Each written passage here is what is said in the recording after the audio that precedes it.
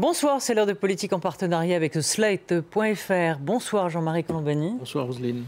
Alors encore une drôle de semaine. L'un est parti et ne va pas revenir. L'autre aussi est parti, mais il est toujours là, caché sous le tapis, invisible mais omnipotent, omniprésent.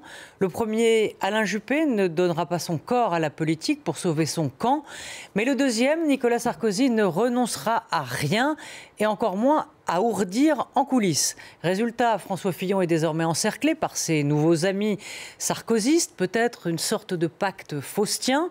À gauche, au PS, Benoît Hamon patine, enfermé dans l'insondable et éternel débat entre socialistes, les purs et les impurs, les anciens et les modernes. Et au milieu, Emmanuel Macron cueille quelques socialistes au bord du chemin, comme d'autres des pâquerettes, et peut-être un gros bouquet qui arrive avec, effectivement, Jean-Yves Le Drian. Macron qui savoure sa nouvelle mais fragile position de quasi-favori, partagée avec une Marine Le Pen, dont certains se posent la question sur ce plateau. Mais a-t-elle gagné la bataille culturelle? Bonsoir Gaël Brustier. Bonsoir. Vous signez d'ailleurs un papier sur Slate et cette question cruciale, gagne-t-on forcément la bataille électorale quand on a gagné la bataille des idées? On va en parler avec vous dans quelques instants. À vos côtés, Bruno Roger-Petit, éditorialiste à Challenge. Vous publiez cette semaine, il est tout frais sorti de l'imprimerie, un brûlot, le pire d'entre eux, chez Stock. On va en parler aussi. Et bien sûr, Carole Barjon, bonjour, chef du service politique de l'Obs et grande spécialiste de la droite. Donc c'est vers vous que je pose la première question, Carole. Donc les nouvelles nominations ce matin dans l'équipe de campagne du candidat Fillon, Châtel, Baroin, Jacob. Tiens, les loups Sarkozy sont-ils entrés dans la bergerie Fillon? Il est sauvé pour l'instant. Mais Méphisto voudra sans doute son retour sur investissement le moment venu. Et on pense à Sarkozy. Oui, c'est possible. Enfin, en tout cas, pour l'instant, c'est vrai que Fillon, a été un peu sauvé par Sarkozy, qui a joué un double jeu en faisant mine de se rallier à l'idée d'une candidature de substitution qui aurait été celle d'Alain Juppé. Mais en réalité, tout ça l'idée était un peu pipée. Donc, Fillon, de fait, a bénéficié du soutien de Sarkozy. Bon, ça durera évidemment le temps de la campagne. Si jamais François Fillon réussissait son pari, était élu président de la République, peut-être que là, les choses changeraient un peu. Mais il sera obligé de faire un ticket avec Baroin. Non, mais en plus, si vous voulez, il y a quand même une logique. Il y a une logique. Il ne faut quand même pas oublier que la ligne d'Alain Juppé a été battue à la primaire de la droite et que celui qui a gagné, François Fillon, était quand même sur une ligne de droite conservatrice. Il ne faut pas oublier les 20% qu'a fait Nicolas Sarkozy et qui s'est rallié immédiatement à Fillon. Donc le noyau dur du Parti des Républicains et de l'électorat de droite, c'est Sarkozy plus Fillon. Ouais. Donc ce que dit Carole est vrai, la condition... Après il va peut-être manquer, évidemment, l'aile modérée de la droite pour accéder au second tour. Ça, c'est toute l'interrogation qu'il y a autour de François Fillon. Je voudrais qu'on parle de cette... Dans le fond, ce qui a sauvé François Fillon, Jean-Marie, ce week-end, il était donné pour mort vendredi, sauvé dimanche par cette droite du Trocadéro, droite qui le laisse, qui lui permet de survivre. Oui, par le double jeu, comme le disait Carole, de Nicolas Sarkozy. Oui, bien sûr. C'est quand même Nicolas Sarkozy qui coupe la route. C'est pas lui qui a fait venir les cartes, peut-être c'est sens commun. Puis ensuite, il y a ce peuple qui est rassemblé au Trocadéro, dont on nous dit qu'ils sont... Au départ, on nous dit 200 000, puis après on nous dit 300 000, mais enfin la manifestation est là et elle est très colorée sur le plan idéologique, en effet. C'est le cœur du cœur de ceux qui ont voté à la primaire. Et donc ça pose un vrai problème de centrage idéologique de la droite et du candidat de la droite. Il a déjà un programme, puisqu'il y revient à son programme, et il veut revenir à la radicalité de son programme, puisqu'il a mis en avant le projet. Il a dit qu'il s'effaçait derrière son projet. Il revient à la radicalité de son projet, lequel est fabriqué pour 18 à 20% des Français, pas pour une majorité de Français.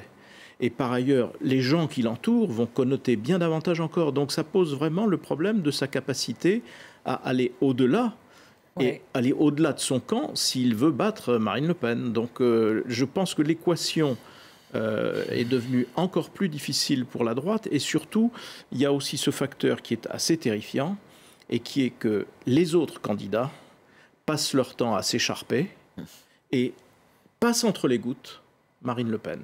Ouais. Et donc, elle ne cesse de monter, et elle ne cessera de monter jusqu'au soir du premier tour.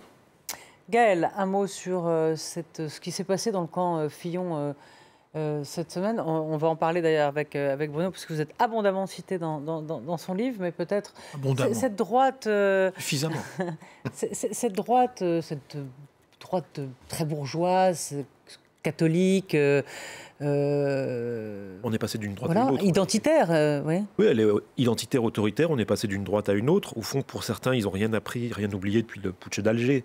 C'est une droite qui est très anti-gaulliste, très marquée par des conceptions de l'histoire de France qui sont aux antipodes de la droite qui a dominé après 1945, en vérité. Il n'y avait pas de droite jusque très tard dans l'histoire de la Ve République, parce que le général de Gaulle et le camp gaulliste avaient imposé une historiographie, une vision des choses, une vision de l'histoire de France. Le gaulo-communisme Oui, d'une certaine manière, qui a empêché cette droite d'exister. Donc la droite qui était au pouvoir n'était pas véritablement à droite, et d'aucuns le déploraient. Et vous aviez toujours ce noyau de 20% des Français qui étaient à droite, et qui, eux, considéraient qu'il fallait rompre avec tout ça. L'occasion leur a été donnée, en vérité. Ouais. Alors, Bruno, le pire d'entre eux, bien évidemment, ça fait référence à... c'est tout ce que vient de dire Gaël Brustier. Oui, mais vous nous donnez quelques détails quand même. Déjà, vous nous rappelez qu'effectivement, et ça, c'est vrai qu'on n'avait pas tellement fouillé dans l'histoire de François Fillon, parce que dans le fond, c'est pas vraiment qui il était, François Fillon. Vous nous rappelez des votes non seulement qu'il a appuyé, mais des lois qu'il a voulu faire voter, notamment sur anti-homosexuels. Vous allez nous le dire vous-même. C'est exactement ce que vient de dire Gaël Brustier. Il est un de ceux qui ont annoncé en fait ce qui est en train de se passer en ce moment à droite, c'est-à-dire l'effacement progressif du surmoi gaulliste, pour en revenir effectivement à une droite qui, sur le plan de la vision de la société, est extrêmement conservatrice, voire contre-révolutionnaire. Donc, dès qu'il s'agit de questions de mœurs en débat à l'Assemblée, à une exception, il faut quand même lui reconnaître ça, il fait partie des 15 députés de droite qui votent l'abolition de la peine de mort. Là-dessus, il n'y a rien à dire. Mais sur tout ce qui a trait à la vision de la société, un exemple, chaque fois qu'il a fallu élargir les conditions d'accès au droit à l'IVG, il a toujours voté contre. Ou il s'est abstenu en se trouvant des prétextes. Systématiquement. Il n'a jamais été cette loi sur le poppers, là aussi... Voilà. Alors, il y a eu aussi un combat que peu de gens ont remarqué. Oui, mais ça vaut le coup de le lire. Alors, qu'est-ce que c'est que le popper? C'est un produit festif qu'utilisent les jeunes et une partie de la communauté homosexuelle. Et quand il était Premier ministre, à 2 reprises, il a pris un décret annulé par le Conseil d'État et un arrêté de nouveau annulé par le Conseil d'État, comme si... interdire ce produit, qui n'est pas un produit très sain pour la santé, il faut faire très attention, je le dis tout de suite, mais quand même, comme si c'était urgent et important d'empêcher une partie de la jeunesse ou les gays de se distraire comme ils l'entendent avec ce produit. C'est quand même très révélateur d'une façon de voir la société. Et si j'ajoute à ça son engagement permanent contre le mariage pour tous, si j'ajoute à ça que c'est le seul candidat aujourd'hui qui dit « je vais m'attaquer à la loi Taubira sur le mariage pour tous et on va réécrire le droit de la filiation », on est quand même dans une idée. Et ça, c'était la conclusion que j'en ai tirée. Avec la Manif pour tous, Sens commun et tous ceux qui le soutiennent, on a quand même le sentiment que le gay est un corrupteur de la société qu'il faut combattre. Et ça, c'est extrêmement présent dans ce que porte François Fillon et ceux qui le soutiennent. Et ça, on va en parler à mais Carole, est-ce que ça, par exemple, ce que décrit aujourd'hui Bruno, est-ce qu'on le sentait venir, nous, par exemple, journalistes politiques, est-ce qu'on se disait que Fillon, on disait qu'il était un peu, effectivement, un côté notaire de province, mais à ce point-là, conservateur, et sur ces questions, quand même, d'homosexualité, d'IVG, etc., c'était pas tellement soupçonnable, parce qu'on n'avait pas tellement creusé, en quelque sorte. La vérité, c'est que personne ne s'intéressait à François Fillon. Oui, c'est ça le sujet. Jusqu'au mois d'octobre, franchement. Donc, voilà. Pourtant, il était quand même Premier ministre. Mais il n'a rien fait. Mais Premier ministre assez effacé. Il n'intéressait pas beaucoup les médias. Quand il était à Matignon, voilà, c'était le collaborateur, comme on sait, de Sarkozy. Bon, donc au fond, personne n'est allé vraiment fouiller. Il y avait les spécialistes qui savaient. Et Bruno l'a fait. Un certain nombre. Oui, mais... Non, Avant moi, il y avait Christine Maintenant. Kelly aussi qui avait fait la seule biographie de François Fillon. Voilà. Oui. Mais sinon. Mais moi, c'est pas une biographie, c'est un mais essai. Après ça, de découvrir Franchement. que oui, il n'est pas un farouche partisan du mariage pour tous, encore qu'il Ouais. ne veuille pas revenir sur le mariage, mais sur le Oui. le Oui, droit c'est de le la seul candidat, filiation, mais sur la ce qui n'est pas la filiation. même chose. Oui, mais qui a des lourdes c'est un conséquences homme quand de même. droite qui défend des valeurs conservatrices, oui. Ouais. Alors, bon. Non, c'est pas un homme. Enfin, c'est un homme d'une certaine droite. Exactement. Et ce qui est intéressant, c'est qu'on a la généalogie de ce qui constitue aujourd'hui François Fillon à travers le livre de Bruno Roger Petit et les correspondances inévitables avec ce qui forge l'idéologie qu'a transmise ou qu'a instillé progressivement le Front National dans l'article de Gaël Brustier aujourd'hui. Oui, Et on voit bien que là On y arrive. se constitue une espèce de pôle idéologique et politique de droite dure, qui ne ressemble en rien aux droites de gouvernement que nous avons connues. Exactement. En rien. Ouais. Oui, Et- oui c'est vrai, mais je pense que c'est une partie de cette droite-là qui s'est durcie en estimant que l'autre droite, celle qui serait représentée, enfin, là, qui est représentée par Alain Juppé, en gros. Ou François Bayrou. Oui, enfin Bayrou, ça fait un moment qu'il a quitté la droite quand même. Hein, mais il a quand même voté Hollande. Ses électeurs le sont tous. Il a été élu UMP maire de Pau, quand même. Certes, mais voilà, il a fallu beaucoup l'aider quand même. Hein, Oui, s'il oui. y avait- voilà.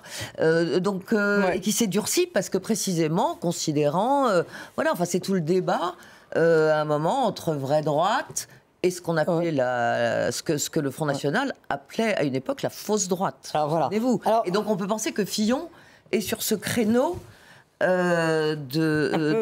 oui. De ne pas être la fausse droite. On en reparle dans quelques instants, juste après un tour d'actualité, un tour d'horizon de l'actualité. À tout de suite.